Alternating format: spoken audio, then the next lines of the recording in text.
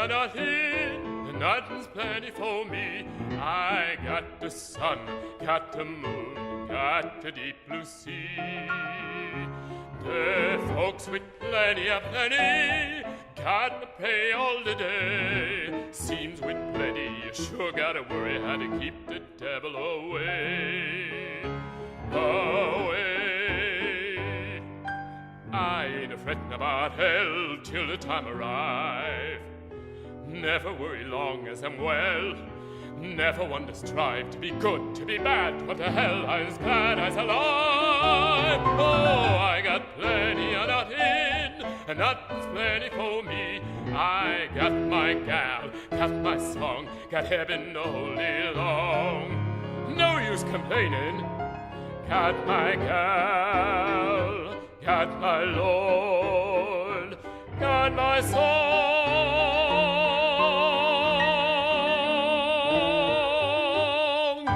So I just want to make a short introduction to Joel Mitchell, a dear and beloved friend who I connected with a few years ago when he came here to study Awakened Mind training. And then after Seminar 1 was joined here by his sister, who came from Chicago, and we had this wonderful training in my downstairs living room with no electricity because Hurricane Sandy had come and knocked out all the electricity on the whole East Coast for like 4 days.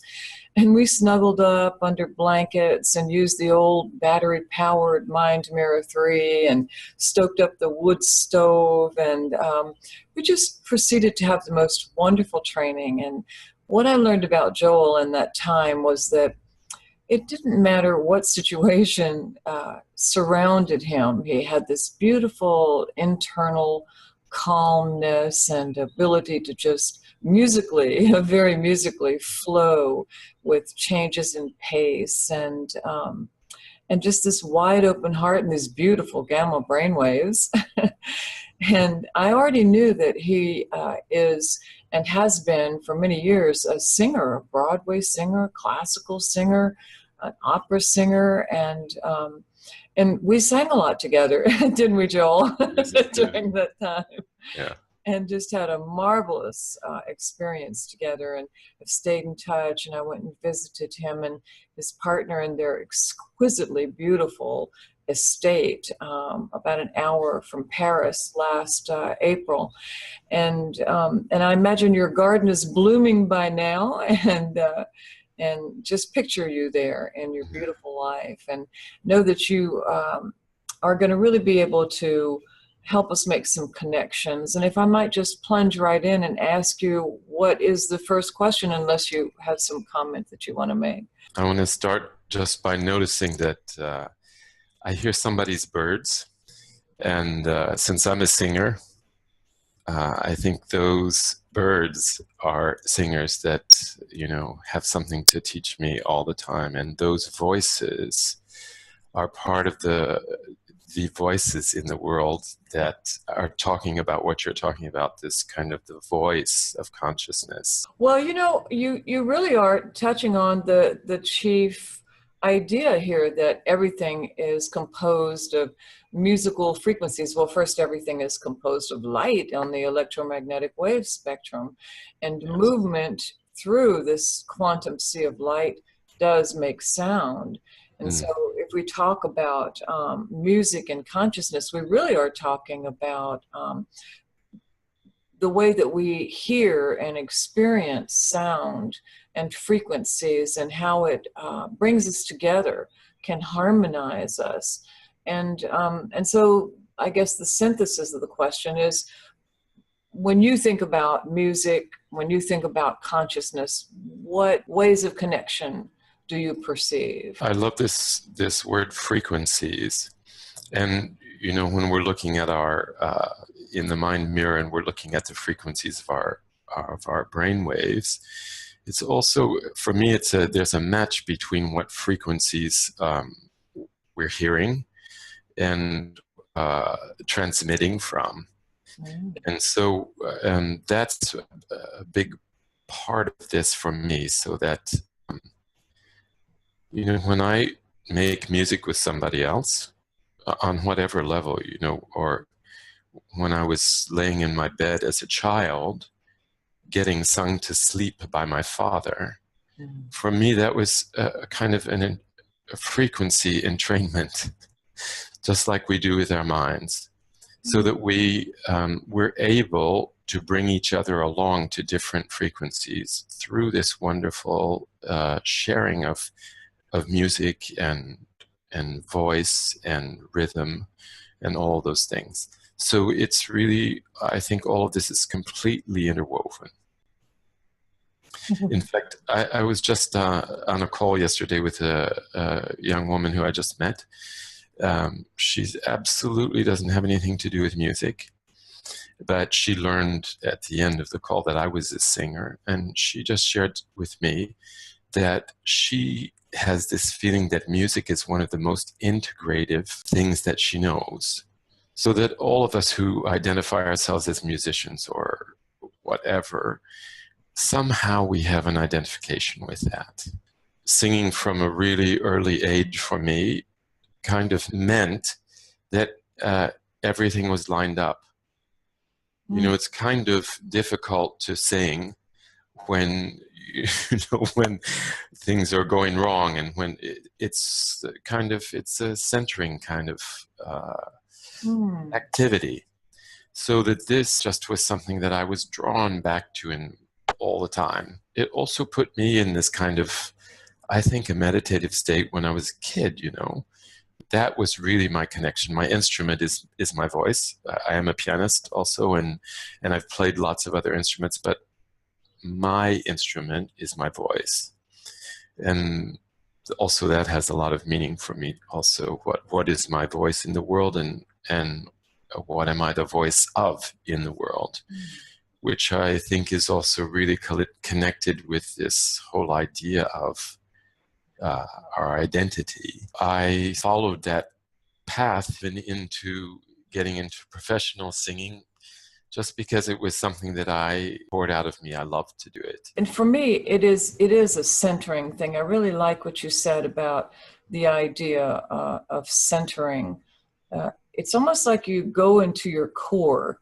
You know, sometimes I find myself doing 10 million things at the same time and, you know, feeling really scattered. And then I can just do a little bit of toning or turn on the radio and sing along with the radio. And the next thing I know, everything starts to coalesce. It's like all the little scattered pieces just coalesce. And I go, oh, right, here I am. And I wonder if that's also because, well, of course, you're focusing your awareness, which is a meditative activity in itself, but the meditative activity is also about brainwaves. So I just wondered if you could say anything about parallels between music and brainwave states. Yeah, well, I'm really curious. You know, I think if we hooked up hooked up to the mind mirror when you're singing, that there's probably going to be incredible interference if my voice is sailing out, so we wouldn't get a very good picture. But I'm wondering what's happening, and I'm absolutely certain that there's a kind of balancing that goes on. Voice is not going to function without this kind of balancing thing that has to happen in our brainwaves. The other thing that really is interesting for me about the connection with brainwave is the state that we can be in when we're making music. And I'm thinking especially about if we're making music together with different people, so that there's this kind of entrainment that's going on, and where we both have to be in a certain relationship with our whole selves and in relationship with the whole of somebody else, and in relationship to this thing that's happening between the 2 or 3 or 4 or 10 or 50 of us that are doing this activity together, which is another entity. So it's like our relationship entity that's out there. So we're having to really manage that focus on all those levels. That's really, really fascinating to me. Also, what fascinates me about music, I I don't know, I think you alluded to this earlier, but I noticed many years ago, maybe when I was in my 20s, because I could never not sing, right? The thing I noticed was that when I started to meditate in my late 30s, that my voice got better. 40s, even better. 50s, even better.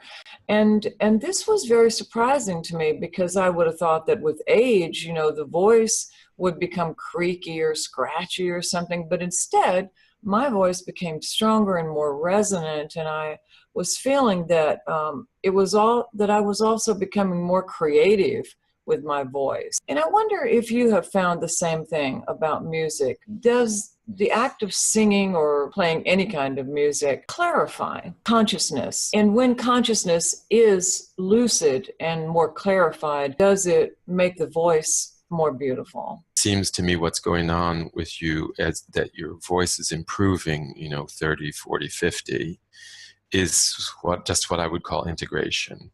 You're becoming more open to let your voice function optimally. So many of us do is we decide, oh, I'm going to study an instrument. And so I start working on how to do it. I learn my technique and I learn how to do this. And we need to do that. You have to understand how your fingers function, how your arms and limbs function, how a piano functions, and work with these limitations of that to get to like a technical mastery. And then at one point along the way, you can start letting go to be played, so that you and your instrument are played by something else. You can ride on that. And this is something that my experience says is this kind of level of integration. And that really matches like my path in terms of meditation and all that stuff. So at some point, I just really let go and ride the wave. Mm. And I think riding that wave is, for me, it's one of the most pleasurable experiences I know of in life. And I'm thinking about that, like, I think this is where musical creation comes from too, is at some point, yeah, of course I'm a composer and I know, what an orchestra is like, or I know how the instruments work, and I know what their ranges are and everything. And at some point, I need to just let go and, hear the music of the spheres or wherever that comes from, to be able to put that together into a composition. Or if I'm a jazz sax player, yeah, I know how to make my instrument work.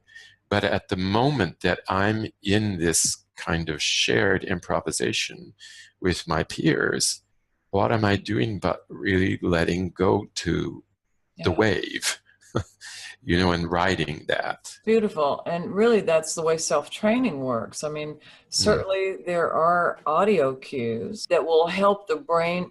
Well, in fact, it helps the brain adjust on its own so that you're not doing anything. Just the brain knows how to get more cues and it wants to succeed. But of course, we're not talking about just the organ. We're talking about consciousness itself has this self-evolving property. And when self-training works best is when you allow yourself to ride that wave and let go and surrender and just let the brain do the work. And you just go to that place where you're best. Yeah, and I think this can go in both ways. I gave this example of learning a technique on an instrument or trying to do something first and being able eventually to let go to the wave. I think that this mind mirror work and any kind of meditative work also offers us another path. That is to go to the wave first and have the wave teach us what we need to know about the technique. Absolutely. And that's what I would love to be able to dive more deeply into this. Describe a little bit about that, will you, Joel? I mean, what it feels like if you're on stage. Okay, so you know the opera, you know the language, you know the words, the orchestra's playing. immediately start to ride the wave, or does it take a few moments? Best description for me, it feels like being swept away. It's not the act of surrender, but it's the state of being surrendered. And it's not surrendered like just letting go of something, but it's sort of surrendered into a kind of partnership with this something that's very much bigger than me, which it includes my text and where we are in the piece or whatever it is. It includes all the stuff that I learned before, but it's like it's a bigger context than that is happening from all of these elements coming together. And we talked before about the united focus. With an orchestra and an opera or an oratorio or something, you've got all these people that are all focused by this thing, which is this, big musical context that's happening at this moment in time. So that's a big wave to get on. I wonder if, at least in the sessions that we've done together, when you went into these very much higher states, maintained your awakened mind pattern, and were producing all this gamma, if you can remember the way that those mapped states feel, is there any relationship to riding the wave when you're singing on a stage in New York City or Paris or wherever, and swimming? Because landmarks are such a big subject for us. The whole idea is to the felt state of awareness, so you can replicate that. Are there any correlations between those three different kinds of activities? Right now, I can stand here and say, oh, when I'm swimming, this is the state that I feel like when I'm completely charged up and completely surrendered. Mm-hmm. That sort of thing. I can go right from here. I can put myself into that state. And the same with the singing thing. When I'm really, completely lined up and, feeling ready enough to, dive into the wave, I have landmarks for what that state is. Yeah. What relationship might you see between music and dance? What comes to my mind right now is some of my most profound experiences of being totally surrendered and riding the wave is when I was alone with someone, maybe with one other person, doing dance improv. I'm thinking of a time I was in an undergraduate school at SUNY Purchase outside of New York City, and my suite mate was an oboist, a young woman oboist, a wild and crazy, wonderful young woman, and we just locked ourselves up in a huge dance studio at SUNY Purchase, and she just went wild on her oboe, and I just let it rip as a dancer. I mean, I wasn't as a dancer, it was just me in the space. That's a landmark that I go to. That sense of being totally liberated, but even liberated from the confines of my body. Yes. And she was doing the same thing with her oboe. So there we were, this music and physicality duet, but it was just what the duo was, that we were inhabiting the same space and time in our completely liberated fullness. One way that I catch this wave was drumming. People were always talking, I guess, in the 80s about, oh, let's have a drum circle. And I went, yeah, drum circle, New Age, yeah. Then I had one. And I found the most wonderful experience in that the body somehow responds to rhythms before the mind does. And if the body slides into a rhythmic flow, a wave, of course, we're talking about flow and waves like a sea, but it's also brain waves, right? Frequencies and brain waves. Then the most wonderful thing happens. You just play on those drums and you don't even know what you're doing. You're just like an observer, You're not making your hands work. You're just allowing the body to just do what it has to do to be part of the, I don't even know what the word is for it. Is there a word for when people get caught up in some creative endeavor that's bigger than them and they feel like they're being played rather than being the players? Yeah, there's a word for that. It's called ecstasy. And it is. It's called ecstatic experience. That's really what it is that you're describing. And that, for me, it comes from our gut. It's not a mind thing.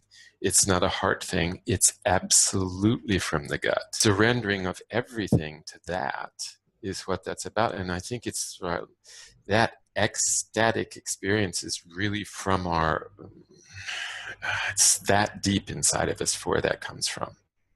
And I think it's incredibly liberating to come from that.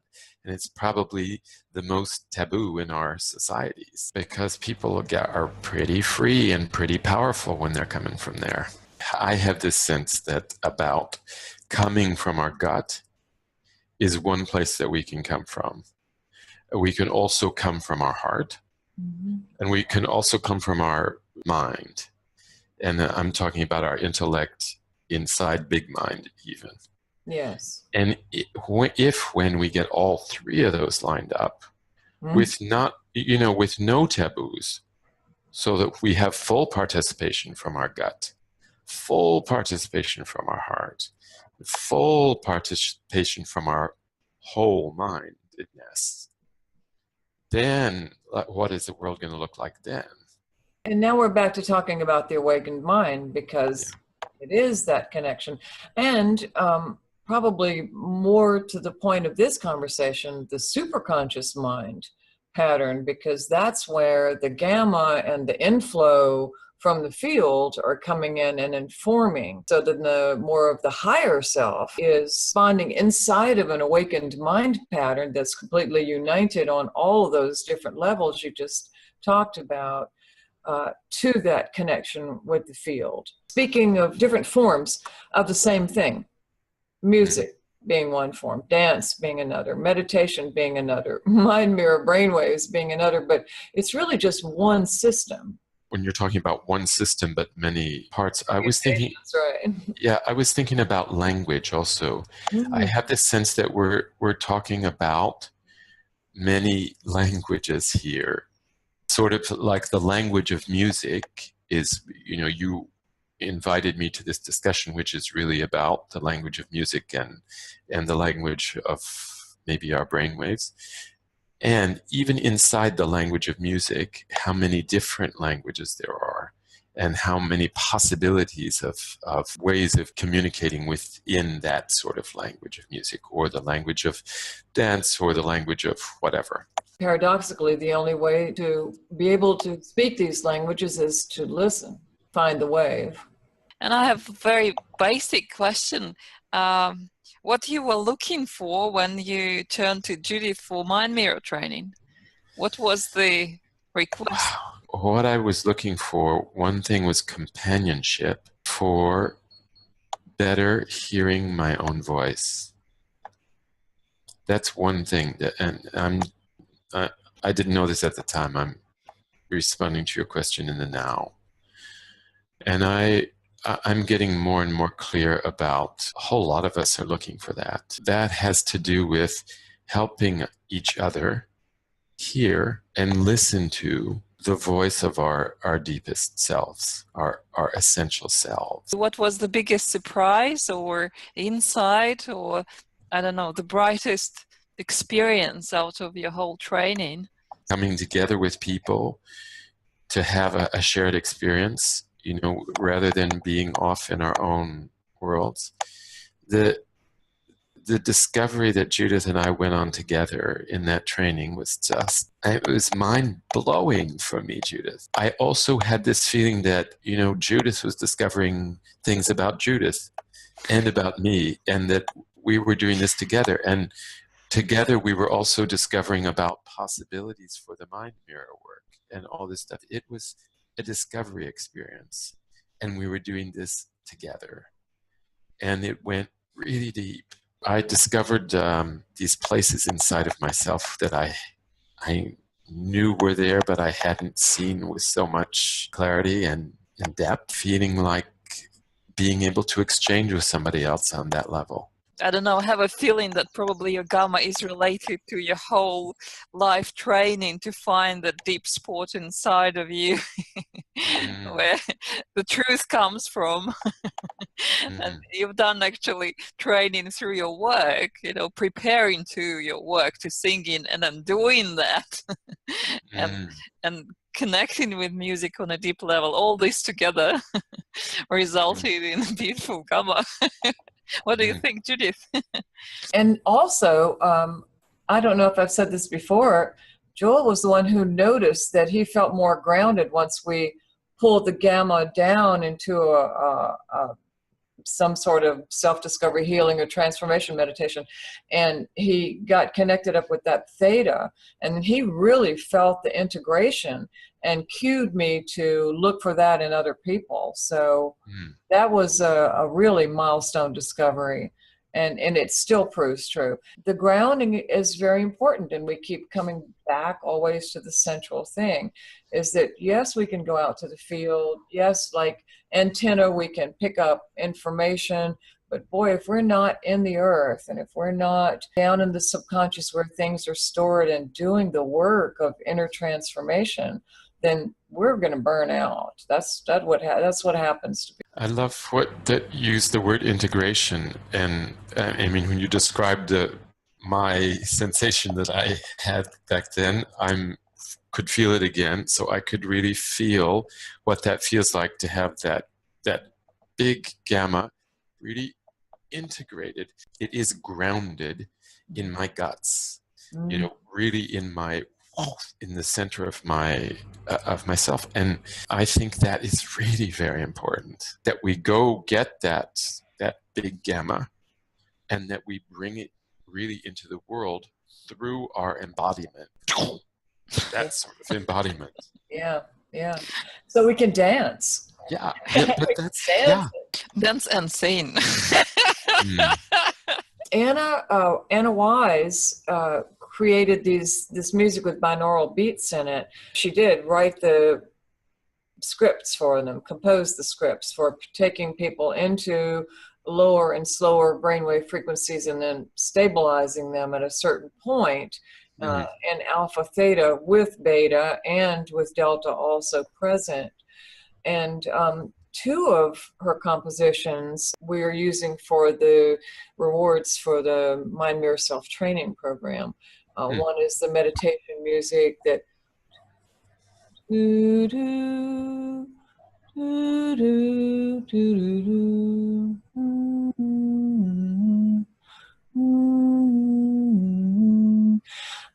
and that one is like, it's got a teeny tiny bit of structure in it. You just heard it, but mostly it's just repeating that very simple, it's almost not even a melody line. It's maybe a note that goes out in different directions and breathes its way back in, breathes its way back out, and then back in. And what Anna said was that when we meditate, we want to listen to music that is unstructured, so that it can be like a pillow that we rest our consciousness on and doesn't draw or attract attention, because otherwise we start to sing with it and then we've externalized rather than staying in our quiet space.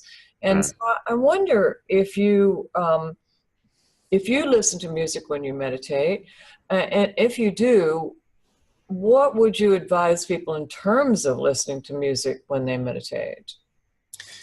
Yeah, I don't. I really don't. And part of that is exactly what she's talking about, is even if it's pretty unstructured music, I will very often start to engage in the music rather than to dive down inside of me. Yeah. So for me, I mean, when I'm here at home, it's always in silence. Somehow the birds don't bother me even when they're revved up really early in the morning, because I think because it's that kind of thing that you can't attach to anything with, with so many birds going on. I think what you're really saying, I don't listen to music when I meditate either, for that same reason, is I want to listen inwardly, and I don't want anything to cause me to externalize. With neurofeedback training, like we're doing with the self-training program, there has to be a cue for the for the brain to start to adjust itself to the pattern. But in silent meditation, no music at all. And I think maybe the resolve is that, aren't we just in the end closing our eyes to very quietly listen to the music of life, the inner life and the music of life and the music of the cosmos? Isn't that what we're really doing? Just listening to be guided and to connect. And from that place, then we can come back to a more active kind of participation with all that is. Yeah, beautiful. Thank you, Joel. Thank you too. Time and your insights and your loving heart. Thank you. It was a pleasure. It's a pleasure being with the two of you. Thank you.